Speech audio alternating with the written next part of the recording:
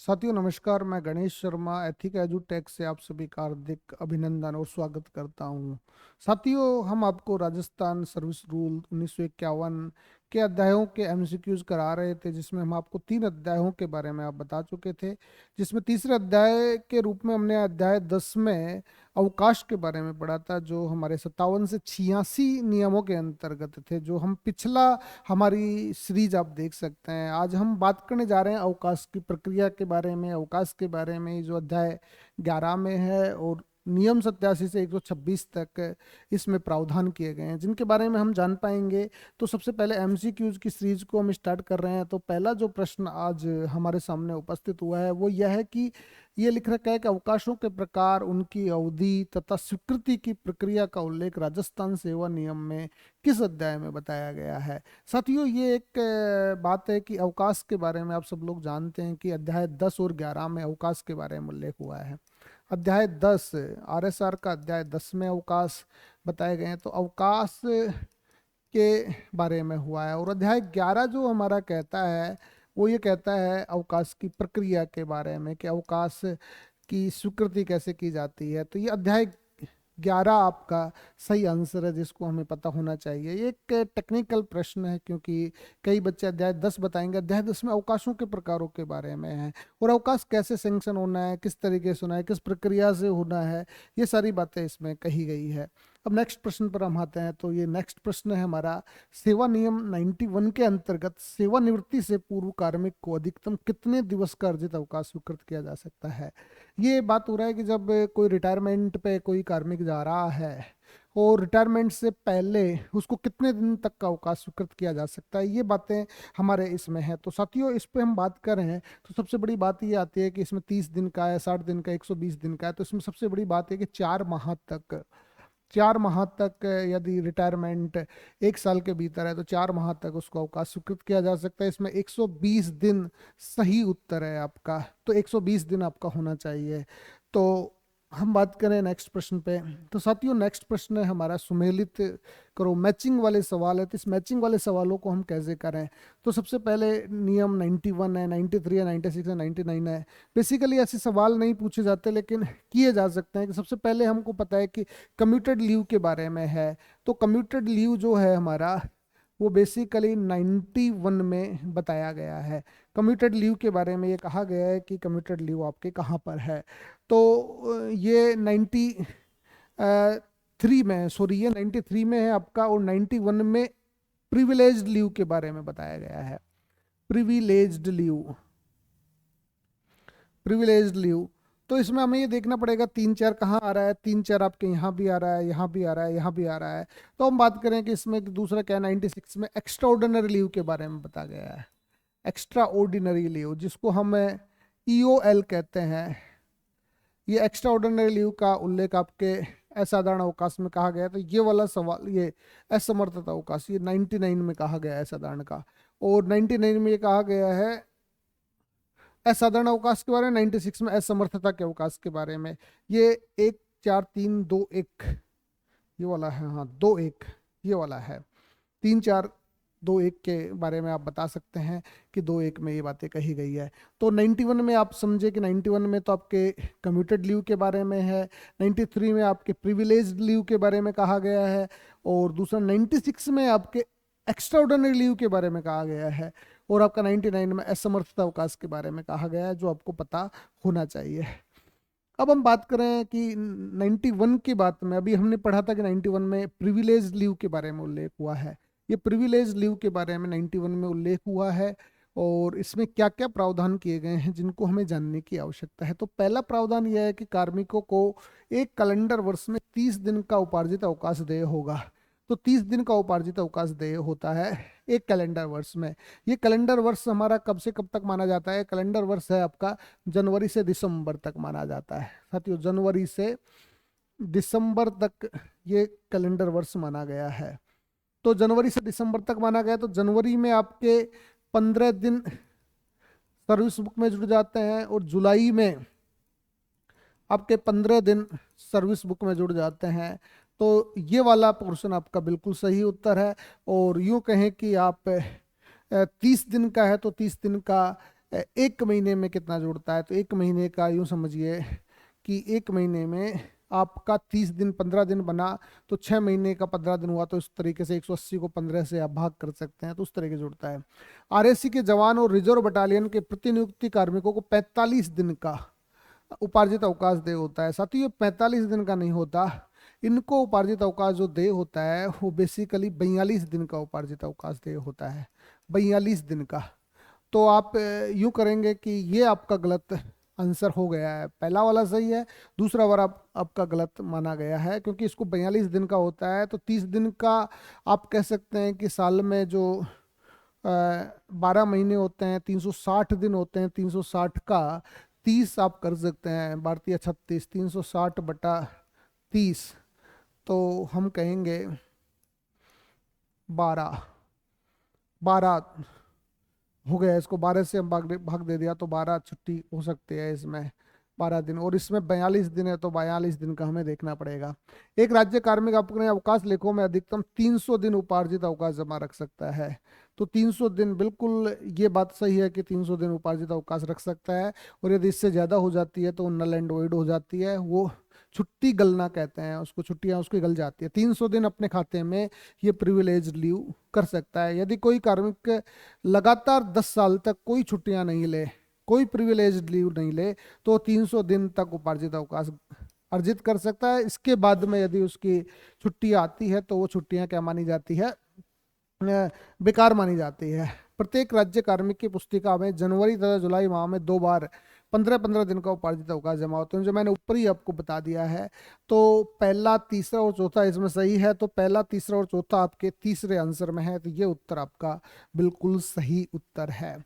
अब हम बात करें इसमें छठे प्रश्न पे, यदि कोई कार्मिक किसी कैलेंडर वर्ष की एक छमाही में असाधारण अवकाश पर रहता है, तो उसके उपार्जित अवकाश खाते में प्रत्येक 10 दिन के असाधारण अवकाश पर कितने दिन का उपार्जित अवकाश और अधिकतम अवकाश घटा दिए जाएंगे। ये पांचवा प्रश्न आपके है, तो इसमें ये बताया गया है कि कितने घटा दिए जाते हैं। इसमें यह है कि तो एक दिन का तो उपार्जित अवकाश घटा दिया जाता है, और दूसरा आपका क्या कर दिया जाता है, 15 दिन, अधिकतम 15 दिन का ये आपके अवकाश घटा दिए जाएंगे यदि असाधारण अवकाश में रहता है, तो ये 15 दिन यहाँ बनता है। तो एक दिन और 15 दिन का नियम इसमें बैठता है साथियों, जो आपका ये सही हो सकता है। अब हम बात करें सातवें में, उपार्जित अवकाश ड्यूटी संपादित करने पर ही अर्जित किए जाते हैं। आप सब लोग जानते हैं कि कर्तव्य पालन पर अवकाश दिए जाते हैं। कर्तव्य पालन करने पर आप ड्यूटी पर जाते हैं, तो ड्यूटी पर जाते हैं, ड्यूटी के एवज में आपको अवकाश मिलता है। जैसे मान लीजिए साल भर में आपने ड्यूटी की, तो साल भर की ड्यूटी के आपको 30 दिन की छुट्टी मिलेगी। यदि किसी राज्य कार्मिक द्वारा एक माह में कितने अवकाश अर्जन किए जाते हैं, तो ये बातें हैं। जैसे मान लीजिए एक साल में ये बताया गया है कि एक वर्ष में 12 माह होते हैं साथियों, 12 माह होते हैं, 12 माह में 30 दिन की छुट्टियां दी जाती है। तो एक माह में कितनी हुई, एक माह में 2.5 दिन की छुट्टी। मतलब एक कार्मिक यदि एक माह ड्यूटी करता है नियमित रूप से, तो उसके खाते में 2.5 दिन का अवकाश जुड़ता है, और इस तरीके से करते करते 6 महीने में उसके 15 अवकाश जुड़ते हैं, और यदि वो 12 महीने तक करता है तो 30 उसके अवकाश खाते में जुड़ते हैं। तो ये 2.5 दिन का अवकाश माना गया है।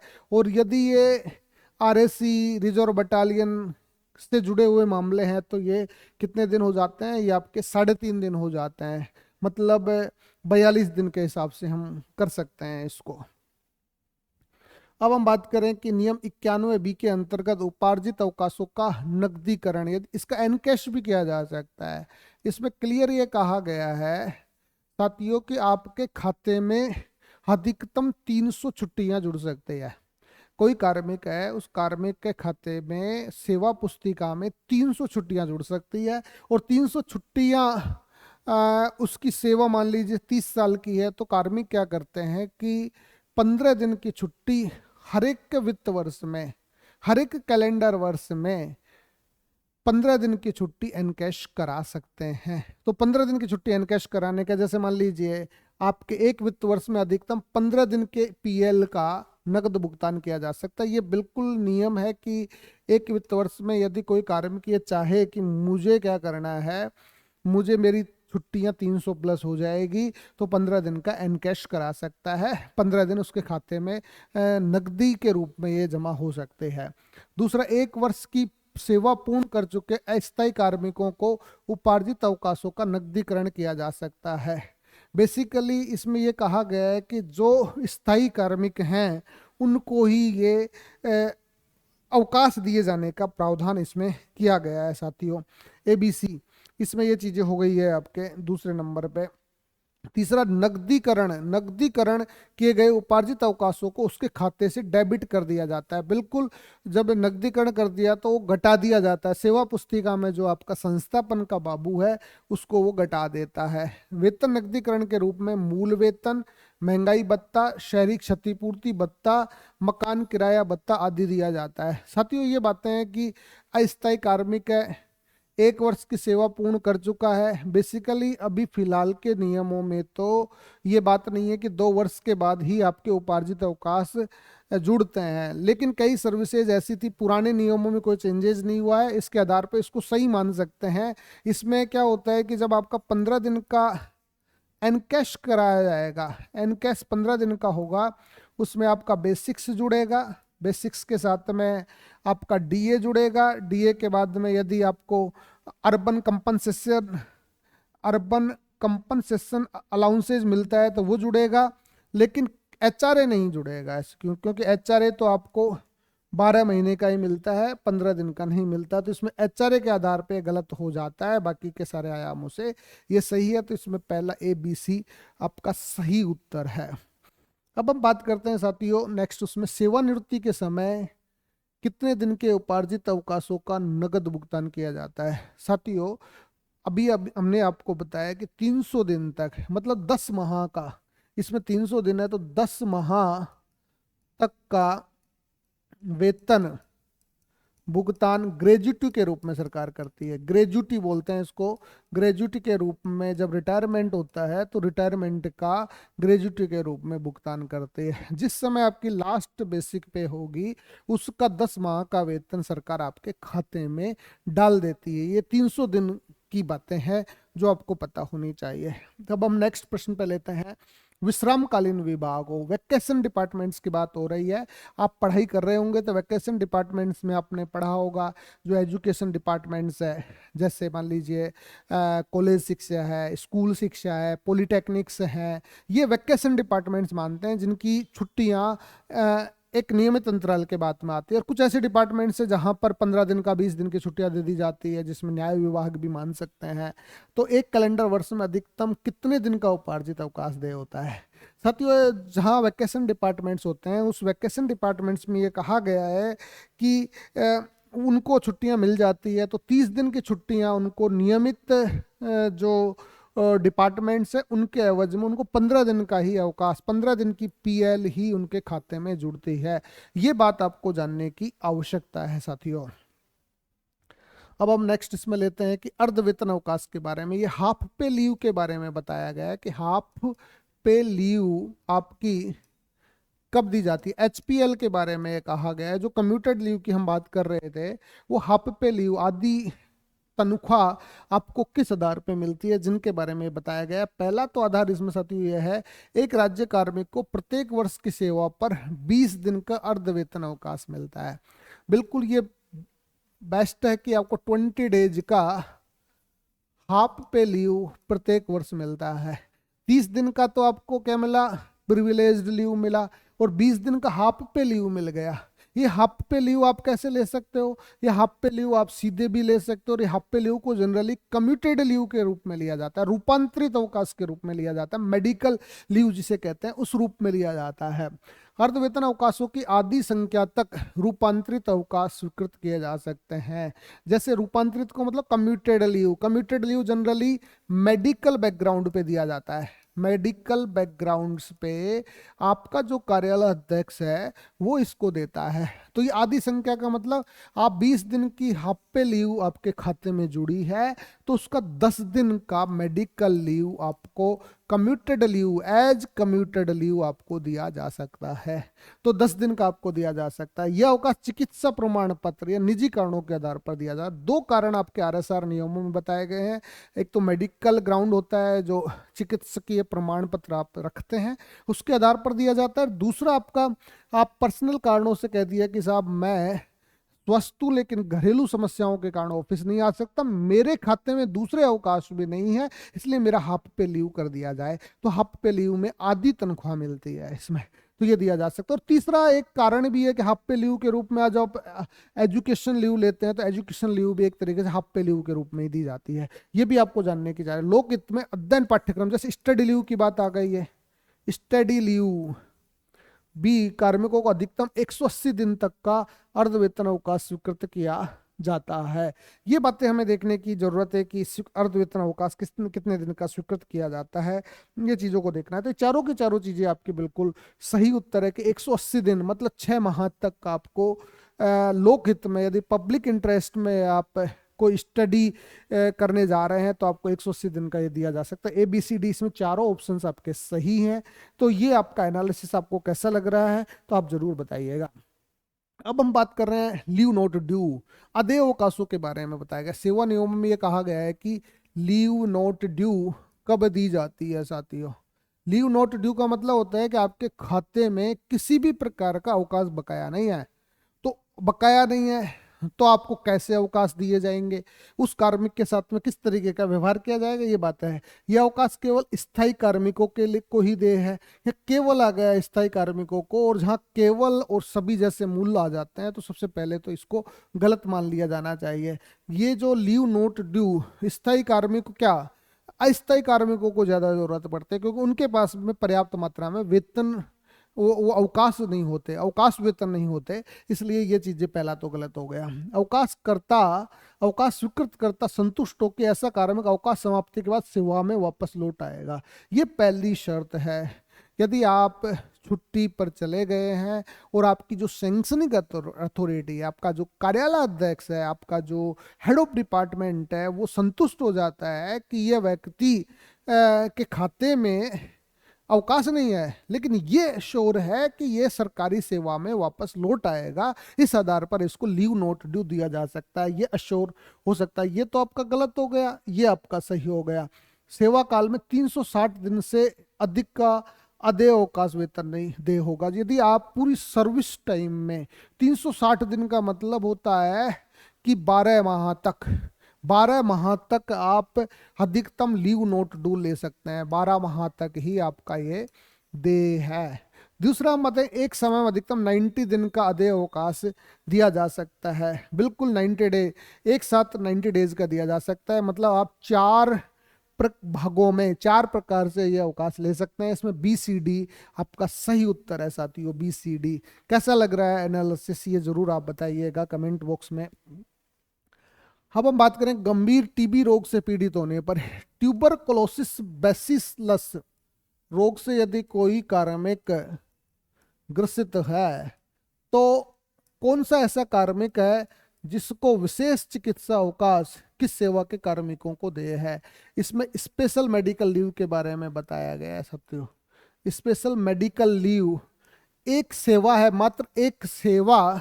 यदि उस सेवा के कार्मिक टीबी रोग से ग्रस्त हो जाते हैं उनको ये छुट्टी मिल जाती है। इसमें उद्योग विभाग नहीं है, इसमें लेखा वाले भी नहीं है और सभी भी नहीं है। पुलिस अधीनस्थ, मतलब अधीनस्थ का मतलब होता है सबऑर्डिनेट सर्विस, मतलब सब इंस्पेक्टर रैंक से नीचे के। इंस्पेक्टर तो स्टेट सर्विस में आ जाता है। सब इंस्पेक्टर रैंक से नीचे के जो भी कार्मिक होंगे उन सबको टीबी रोग से ग्रस्त होने पर छुट्टी दी जा सकती है। कांस्टेबल से sub inspector, constable to sub inspector rank तक के अफसरों को ये कार्मिकों को ये अवकाश दिया जाता है। अब हम बात कर रहे हैं 13वें प्रश्न पे साथियों। ये जो 13वां प्रश्न है हमारा, ये बता रहा है कि एक अस्थायी कार्मिक जो स्व विवेक से, मतलब डिस्क्रिशन पावर से, अपने डिस्क्रिशन पावर से सेवा से त्याग पत्र दे देता है तो उसे अधिकतम कितने दिन का उपार्जित अवकाश स्वीकृत किया जा सकता है। मतलब टेम्परेरी कार्मिक की बात हो रही है, हम बात करें टेम्परेरी कार्मिक की जिसके खाते में पर्याप्त मात्रा में 300 दिन तक का भी यदि उपार्जित अवकाश है तो उसको कितने दिन का मिलेगा। 300 का तो बिल्कुल मिलेगा ही नहीं, इसमें कहा कि आधा मतलब 150 दिन का अवकाश उसको नकदीकरण के रूप में, ग्रेजुटी के रूप में दिया जा सकता है, ग्रेजुटी के रूप में दिया जा सकता है ना। यदि त्यागपत्र दे देता है तो उसको 150 दिन का मिलता है। अब हम बात करते हैं असाधारण अवकाश कब दे होता है। ये एक्स्ट्रा ऑर्डिनरी लीव के बारे में है। ऑर्डिनरी लीव जिसको हम कहते हैं कि अवैतनिक अवकाश, इसको सामान्य भाषा में अवैतनिक अवकाश कहा जाता है। अवैतनिक अवकाश साथियों, ये अवैतनिक अवकाश जो है वो कब दिया जाता है, किस आधार पे दिया जाता है, जिनको हमें जानने की आवश्यकता है। कार्मिक के अवकाश खाते में कोई अवकाश बकाया न हो, बिल्कुल सही उत्तर है कि ये जो अवैतनिक अवकाश जब दिया जाता है जिसके खाते में कोई भी अवकाश बकाया नहीं हो। दूसरा, कार्मिक स्वयं ऐसा अवकाश के लिए लिखित में आवेदन कर दे। यदि वो अपनी सैंक्शनिंग अथॉरिटी को, हेड ऑफ ऑफिस को, कार्यालय अध्यक्ष को कह सके कि साहब ये चीजें मैं असाधारण अवकाश के रूप में ले रहा हूँ। दूसरा, स्वविवेक से अन्य अवकाशों की प्रकृति बदलकर असाधारण कर दी गई हो। प्राधिकृत अधिकारी, हमने पिछले अध्याय में भी ये बताया था साथियों कि स्वविवेक से किसी भी प्रकार का प्रकृति नहीं बदली जाती कार्यालय अध्यक्ष के द्वारा। तो ये आपका गलत है, ए और बी इसमें आपका उत्तर सही है। इसको जानने की आवश्यकता है साथियों। अब हम बात करें अवकाश वेतन किन अवकाशों पर दे नहीं है। अवकाश वेतन जो हमारा लीव पेमेंट है, लीव पेमेंट है वो किन अवकाशों पर दे नहीं है। लीव पेमेंट उपार्जित अवकाश पे दे है जिसको हम पीएल के रूप कह सकते हैं, ईएल कह सकते हैं। दूसरा, रूपांतरित अवकाश कम्यूटेड लीव के रूप में है। कम्यूटेड लीव के रूप में भी यदि कोई लेता है तो उसको भी हाफ पे लीव के रूप में दिया जा सकता है। फिर हम बात करें स्टडी लीव के रूप में भी, स्टडी लीव के रूप में भी हाफ पे लीव के रूप में दिया जा सकता है। लेकिन एक्स्ट्रा ऑर्डिनरी लीव जिसको हम सामान्य भाषा में नॉन पेमेंट लीव कहते हैं उसमें ये नहीं दिया जाता। तो असाधारण अवकाश अवकाश वेतन नहीं है। इस बात को आपको जानकारी होनी चाहिए साथियों। अब हम 17वें प्रश्न पर आते हैं। तो असमर्थता अवकाश के बारे में है। ये डिसेबल्ड लीव है। यदि कोई विकलांग हो जाता है या ऐसी स्थिति हो जाती है तो डिसेबल्ड लीव के बारे में प्रावधान किया गया है जिसको जानना है। यह अवकाश ऐसे कार्मिकों को दिया जिन्हें अपने कर्तव्यों को अदा करने के दौरान चोट लगने से वे असमर्थ हो गए हैं। बिल्कुल एग्जैक्ट, ये बिल्कुल सही है आपका। यह अवकाश मेडिकल बोर्ड की सलाह पर अधिकतम 2 वर्ष तक स्वीकृत किया जा सकता है साथियों। ये कहा गया है कि अधिकतम 2 वर्ष तक स्वीकृत किया जा सकता है। इन चीज़ों को हम देखना है। बिल्कुल अधिकतम 2 वर्ष तक स्वीकृत किया जा सकता है। और तीसरा, इसमें कहा गया है उच्च सेवा में नियुक्त कार्मिकों को प्रथम 120 दिन तक संपूर्ण वेतन और उसके बाद अर्ध वेतन अवकाश दे होता है। उच्च सेवा से तात्पर्य हमने आपको परिभाषाओं में बता दिया था कि जो चतुर्थ श्रेणी कर्मचारी नहीं हो वो सब उच्च सेवा में आते हैं। उनको पहले 4 माह तक तो पूरा वेतन दिया जाएगा, 4 माह तक तो, और उसके बाद उसको हाफ पे लीव, आधा वेतन उसके खाते में जोड़ दिया जाएगा। जो तीसरा, एक चतुर्थ श्रेणी कार्मिकों को प्रथम 60 दिन तक पूर्ण अवकाश मिलता है। जो उच्च सेवा के अलावा जो चतुर्थ श्रेणी कार्मिक है उनको पहले 60 दिन तक ही पूर्ण अवकाश मिलता है, उसके बाद में हाफ पे लीव में कन्वर्ट किया जाता है। ये भी बिल्कुल आपका सही है। इसमें चारों उत्तर बिल्कुल सही है आपके, ये आपको पता होना चाहिए। अब हम बात करते हैं नेक्स्ट, उसमें नियम 103 पर आते हैं। सेवा नियम आरएसआर के जो सेवा नियम है उसमें प्रसूति अवकाश का उल्लेख किया गया है। प्रसूति अवकाश को बोलते हैं बेसिकली डिलीवरी है, ये डिलीवरी लीव है, ये डिलीवरी लीव प्रसूति है। इसमें प्रसूति में हम बात करें कि मैटरनल बेनिफिट लीव के बारे में या पैटर्नल बेनिफिट्स है। ये डिलीवरी लीव दोनों प्रकार के, एक तो मैटरनल है, एक आपके पैटर्नल है। तो हम मैटरनल की बात कर रहे हैं। तो यह अवकाश ऐसी महिला कार्मिकों को दे है जो कम से कम 3 जीवित संतानों पर दे है। 3 का नहीं है। आप आरएसआर के सेवा नियमों में केवल 2 जीवित संतानों पर ही यह देय है। तो ये तो आपका पहला तो प्रथम दृष्टया ये गलत हो गया। दूसरा है यह अधिकतम 6 माह तक देय है। बिल्कुल, अधिकतम 6 माह का मतलब होता है 180 दिन तक देय है। पहले ये 135 दिन हुआ करता था साथियों, जिसको 2008 में बढ़ाकर 180 दिन कर दिया गया है। यह अवकाश गर्भपात होने पर भी अधिकतम 6 सप्ताह तक दे। बिल्कुल, ये भी एग्जैक्ट सही उत्तर है आपका कि गर्भपात होने पर ये 642 दिन तक आपको दिया जा सकता है। अबॉर्शन पर भी पुरुष कार्मिकों का अवकाश अधिकतम 30 दिन तक दे है। पुरुष कार्मिकों को अधिकतम 15 दिन तक दे होता है। इसमें 2 और 3 ये आपका गलत हो गया है। 2 और 3 आपका सही उत्तर है। तो ऐसे उत्तर आपको छांटने चाहिए और उत्तर देने चाहिए साथियों। अब हम बात करते हैं स्टडी लीव के संबंध में। ये स्टडी लीव किस प्रकार से दी जाती है, स्टडी लीव के बारे में तो वक्तव्य को पहचानिए। तो यह केवल स्थायी राज्य कार्मिकों को ही दे है। केवल आ गया है साथियों, तो इसमें देखना है कि हमें परमानेंट जो ऑफिसर्स हैं उनको दिया जाता है या फिर किसी और को दिया जाता है। तो बिल्कुल ये परमानेंट नहीं, ये टेम्पररी को भी दिया जा सकता है स्टडी लीव। तो ये चीज़ ये ऐसे पाठ्यक्रमों के लिए दे है जो वैज्ञानिक, तकनीकी, अनुसंधान और विभागीय हित के लिए दे हो। बिल्कुल ये सही उत्तर है। ये आपका पहला तो गलत हो ही गया, दूसरा सही है। ये ऐसे कार्मिकों को भी दे जिन्होंने अपनी 20 वर्ष की सेवा पूर्ण कर ली हो। अब 20 वर्ष की सेवा पूर्ण कर ली उनको नहीं दिया जाता। ये दूसरी बात ये हमें जानने की जरूरत है कि ये ऐसे कार्मिकों को नहीं दिया जाता जिन्होंने अपनी 20 वर्ष की सेवा पूर्ण कर ली। 20 वर्ष से कम अवधि की सेवा वाले कार्मिकों को स्टडी लीव दिया जा सकता है। यह अवकाश अधिकतम 2 वर्ष तक दिया। बिल्कुल सही उत्तर है ये आपका। तो दूसरा और चौथा इसमें सही उत्तर है। तो ये बातें आपको समझने की आवश्यकता है। लोचों को आप समझिए, यदि लोचे आप जानते हैं तो आप बहुत अच्छे सारे प्रश्नों का उत्तर दे सकते हैं। अब हम बात करते हैं इनमें से कौन सा युग्म सही सुमेलित नहीं है। सुमेलित नहीं है की बात करते हैं। नियम 122 परिवीक्षाधीन प्रोबेशनर्स के बारे में बताता है। बिल्कुल ये प्रोबेशनर्स के बारे में बताता है। दूसरा आपका ये अप्रेंटिसशिप के बारे में बताता है 123। बिल्कुल अप्रेंटिस के बारे में बताता है। ये आपका पार्ट टाइम वर्कर के बारे में बताता है कि पार्ट टाइम वर्कर के रूप में कौन सा है। नियम 124। 125 फुल टाइम का नहीं है, इसमें अवकाश अन्य अवकाशों को मिलाने से जुड़ा हुआ है। तो ये आपका गलत है। तो इसका मतलब ये सही युग्म सुमेलित नहीं है। चौथा नंबर ये आपको समझ में आ ही गया होगा। अब हम 20वें प्रश्न पे आते हैं साथियों। सेवा नियमों में कोई प्रोबेशनर अपनी परिवीक्षाधीन अवधि में कितने दिन से ज्यादा अवकाश पर रहता है तो उसकी प्रोबेशन पीरियड बढ़ाया जा सकता है। इसमें नियमों में अभी चेंजेस हुआ है कि यदि कोई प्रोबेशनरी पीरियड आपका, आप सब लोग जानते हैं कि 2 वर्ष, जो प्रारंभिक 2 वर्ष होते हैं वो प्रोबेशन पीरियड माना जाता है।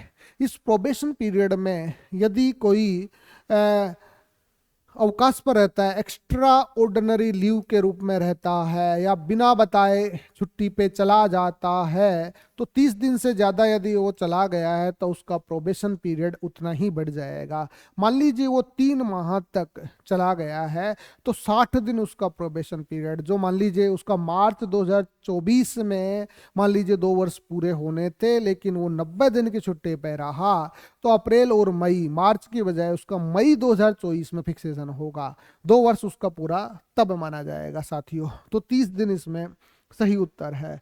अब हम बात करते हैं कि एक प्रोबेशनर या अप्रेंटिस को कौन कौन से अवकाश दे होते हैं। एक प्रोबेशनर जो होता है उसको पैटर्निटी लीव, बिल्कुल पैटर्निटी या मैटरनिटी लीव दोनों ही दे होते हैं, क्योंकि इसमें ये कहा गया है कि कोई जरूरी नहीं है कि वो स्थायी कार्मिक हो। दोनों, ये बिल्कुल सही उत्तर है। एक्स्ट्रा ऑर्डिनरी लीव ले सकता है। एक्स्ट्रा ऑर्डिनरी लीव इसलिए ले सकता है क्योंकि अवैतनिक अवकाश है, क्योंकि वो वेतन अवकाश तो तब लेगा जब वो अर्जन करेगा, लेकिन प्रिविलेज्ड लीव इस 2 सालों में उसको नहीं मिलते, इसलिए ये अवकाश नहीं ले सकता। पहला और दूसरा इसमें सही उत्तर है आपका। बोलो आपको आया कि नहीं आया समझ में। अब हम नेक्स्ट इसमें चलते हैं कि कौन सा अवकाश का प्रकार नहीं है। बेसिकली जो सेवा नियम है हमारे, उस सेवा नियमों में टाइप ऑफ लीव कौन सा नहीं है साथियों।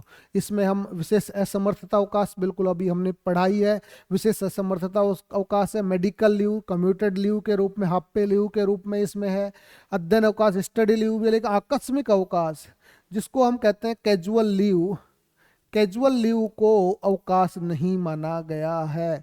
सेवा नियमों में जो आकस्मिक अवकाश है, जो एक साल में अधिकतम 15 दिन तक आप ले सकते हैं, वो 15 दिन आपके अवकाश नहीं माने जाते। ये कहीं इनका कोई रिकॉर्ड नहीं रखा जाता। तो ये सारी बातें आपको कैसी लगी आप जरूर बताइएगा। अब हमें इस अवकाश से जुड़े हुए अध्याय में लास्ट ईयर के प्रश्नों पर चर्चा करेंगे, जो नेक्स्ट वीडियो में आप देखिएगा। धन्यवाद।